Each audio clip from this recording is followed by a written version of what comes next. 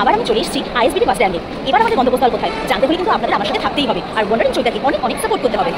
সামনেই তো বড়দিন, তাহলে চলুন ঘুরে আসি আমরা ডালহৌসি থেকে।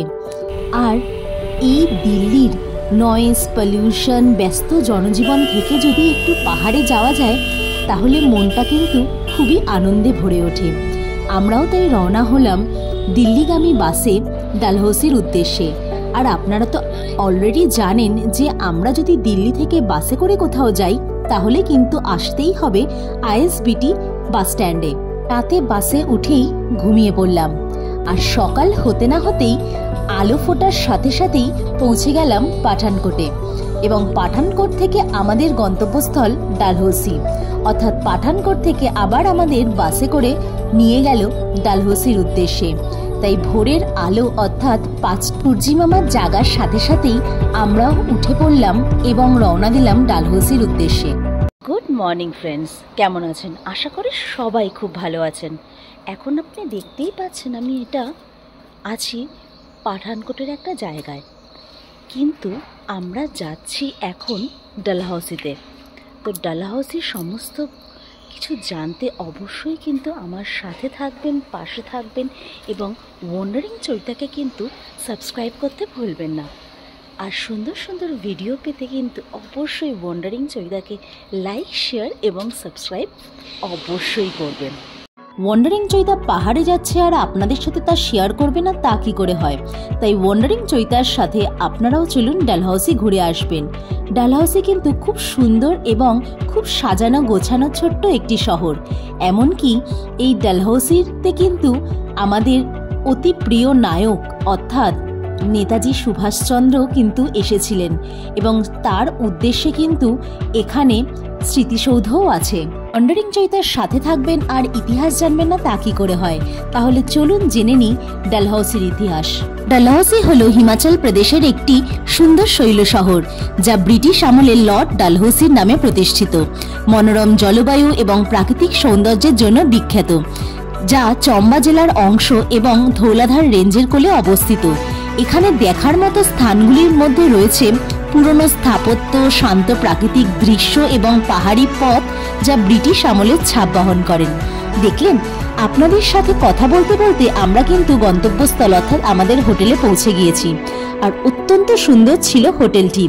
আর দেখতেই পাচ্ছেন কত উঁচুতে অবস্থিত এই হোটেলটি, অর্থাৎ আমাদের রাস্তা থেকে ওপরে ওঠার জন্য কিন্তু লিফট ব্যবহার করতে হলো। আর হোটেলটির নাম তো আপনারা অবশ্যই দেখে নিয়েছেন, এবং চলুন এবার হোটেলের ভেতরটিও আমরা দেখে নিই। এবং এত সুন্দর প্রাকৃতিক পরিবেশ যে আমি কিন্তু এসেই মনোমুগ্ধ হয়ে পড়েছিলাম। দেখতেই পাচ্ছেন এর প্রাকৃতিক শোভা। আপনারা যারা ডালহৌসিতে যেতে চান এই শীতের ছুটিতে, তাহলে কিন্তু অবশ্যই ব্যাকপ্যাক করুন এবং ওয়ান্ডারিং চৈতাকে লাইক, শেয়ার এবং সাবস্ক্রাইব করতে কিন্তু ভুলবেন না, কারণ ওয়ান্ডারিং চৈতা মানেই বিভিন্ন রকমের তথ্যের সমাহার। কি এই ফুলটি দেখতে পাচ্ছেন? আমরা দুজন সেম হয়ে গেছি, বলুন, রেড ফুল আর রেড জ্যাকেট। তাহলে কিন্তু এই ফুলটির কিন্তু একটি বিশেষত্ব আছে। ফুলটির নাম হলো গিয়ে বুরাংশ। আমার সঙ্গে থাকতে হবে, আমাকে লাইক করতে হবে, আর অবশ্যই ওয়ান্ডারিং চৈতাকে ফলো করতে হবে। এই যে সুন্দর লাল ফুলটি দেখছেন, এটির নাম তো অলরেডি জেনে গেছেন, বুরাংশ। আর উত্তরাখণ্ড বা হিমাচলের আপনি যেখানেই যান না কেন, বুরাংশের জুস, এমনকি ক্যান্ডি, বিভিন্ন রকম মেডিসিন পাবেন, এবং এটি হার্টের পক্ষে অত্যন্ত ভালো। আর দেখতেই পাচ্ছেন ডালহৌসির সৌন্দর্য। আমি কিন্তু গিয়েছিলাম মার্চ মাসে, তাতেই আমি প্রায় জমে ক্ষীর। কিন্তু আপনারা যদি চান শীতকালে, তাহলে কিন্তু অবশ্যই খুব প্রিকশন নিয়ে যাবেন, কারণ এখানে তাপমাত্রা কিন্তু মাইনাসে চলে যায়। ভারতের গভর্নর জেনারেল লর্ড ডালহৌসির নামে এই স্থানের নামকরণ করা হয়, যিনি এর সৌন্দর্য এবং জলবায়ুতে মুগ্ধ হয়ে এই অঞ্চলটিকে বেছে নিয়েছিলেন, এবং 1850-এর দশকে ব্রিটিশরা গরমের সময় আরামদায়ক জায়গা হিসেবে এটি তৈরি করেন। আর এর যে এত মনোরম পরিবেশ আর সৌন্দর্য, সেটি কিন্তু ধৌলাধার পর্বতমালার মনোরম দৃশ্যের জন্যই পরিচিত। দেখতেই পাচ্ছেন, আপনাদের সাথে কথা বলতে বলতে আমরা চলে এসেছি ম্যাল রোডে। আর ম্যাল রোডের সামনেই অবস্থিত ভীষণ পুরনো একটি চার্চ এবং তার ডাকঘর। অর্থাৎ পোস্ট অফিস। ডালহাউসিকে স্মরণে রাখার জন্য আপনি যেগুলি কিনতে পারবেন সেগুলি হলো তিব্বতী কার্পেট, উলের পোশাক, কাঠ ও পাথরের তৈরি জিনিসপত্র এবং ওই যে বললাম গুড়াংশের তৈরি আচার ও জ্যাম। এই ঠান্ডা পরিবেশে আর আপনাদের সাথে কথা বলতে বলতে আর ডালহাউসির সৌন্দর্য উপভোগ করতে করতে তো আমাদের কিন্তু পেটে মেরেছিল ডন, অর্থাৎ পেটে দৌড়াচ্ছিল কিন্তু চুহা। আর তাই আমরা ঢুকে গিয়েছিলাম একটি রেস্টুরেন্টে। আর পাহাড়ে আসবো আর সিজলার খাবো না তা কি করে হয়, তাই আমি আর এবং আমার কন্যা দুজনেই অপেক্ষা করছিলাম সিজলারের জন্য। আর তার ফাঁকেই করে নিচ্ছিলাম এত সুন্দর সুন্দর ফটোশ্যুট। এত সুন্দর মনোরম পরিবেশে ফটোশ্যুট করবো না তা কি করে হয়। চলুন এখন খেয়ে নেওয়া যাক এই সুন্দর সিজলারটি। তাহলে চলুন আপনারাও ঘুরে আসবেন আর অবশ্যই কিন্তু আমাকে সাবস্ক্রাইব এবং লাইক করতে কিন্তু ভুলবেন না। দেখুন মেল রোডে কিন্তু এরা ছবি তোলার জন্য এইরকম সুন্দর খরগোশ এবং পায়রা নিয়ে দাঁড়িয়ে থাকে। আপনারা যদি ইচ্ছা হয় আপনারা কিন্তু ছবি তুলতেই পারেন। আর যেহেতু ছিল ভীষণ ঠান্ডা, যদিও গিয়েছিলাম মার্চ মাসে কিন্তু তাও ছিল ভীষণ ঠান্ডা এবং তাই রাস্তা কিন্তু ছিল কিছুটা ফাঁকাই। আর ওই যে বলছিলাম চার্চের কথা, দেখেছেন 1853 সালে স্থাপিত হয়েছে এই চার্চটি। আপনারা দেখে নিশ্চয়ই বুঝতেই পারছেন কত বছরের পুরনো এই চার্চটি। তার স্থাপত্য, ঐতিহ্য এবং তার কারুকার্যের ইতিহাস বহন করে চলেছে। আর এই চার্চ থেকেও ধৌলাধার পর্বতের রেঞ্জটি অত্যন্ত সুন্দরভাবে এবং খুব ভালোভাবে বোঝা যায়। আর তার প্রাকৃতিক সৌন্দর্য হলো অপরূপ। তারপরে আমরা চলে গিয়েছিলাম ইন্দো তিবেতিয়ান মার্কেটে। এসেছি বেড়াতে আর তার শপিং করব না তা কি করে হয়। আর তার মাঝখানে আপনাদের সাথেও কিছুটা গল্প করে নিলাম।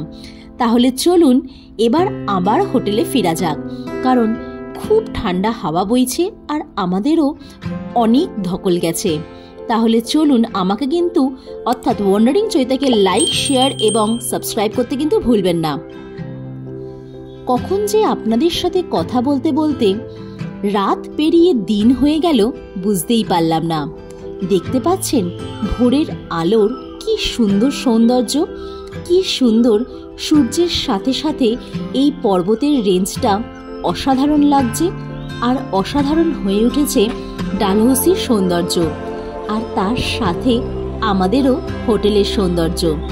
চলুন এবার রেডি হয়ে যাওয়া যাক এবং আজকে আমরা চলে যাব ডালহৌসির কিছু টুরিস্ট প্লেস দেখতে।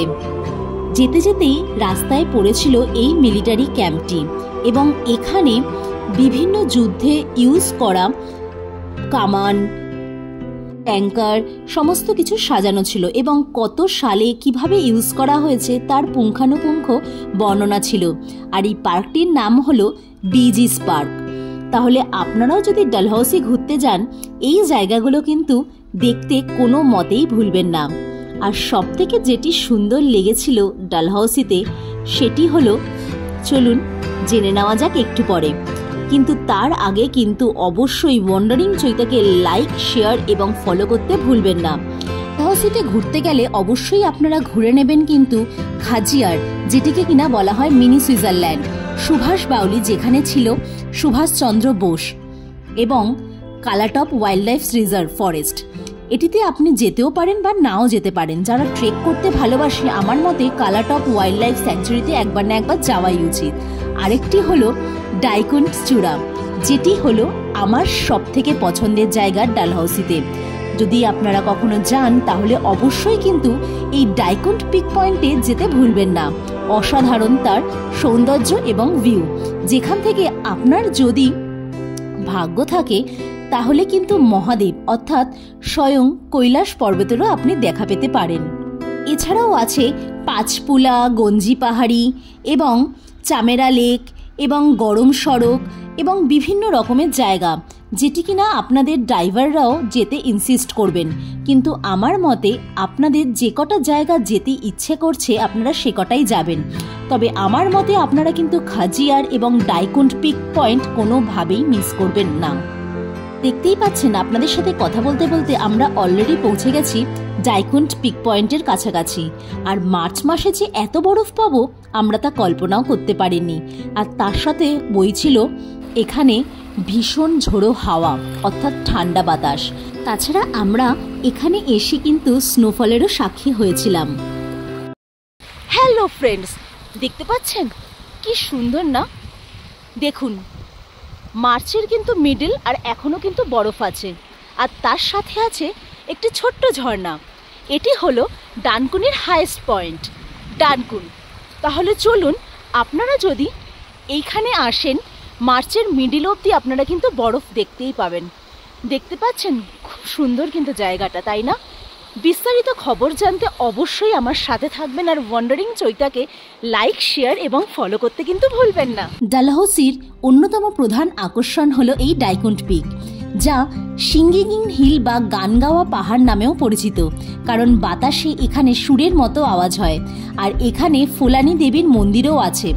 এই যে দেখতে পাচ্ছেন, মাতারানীর দরওয়াজাও ভি করা আছে, কিন্তু আমরা কিন্তু মাতারানী অবধি পৌঁছাতে পারিনি, কারণ রাস্তাটি দেখছেন এইরকমই সংকীর্ণ রাস্তা এবং আগে গিয়ে আরও সংকীর্ণ রাস্তা।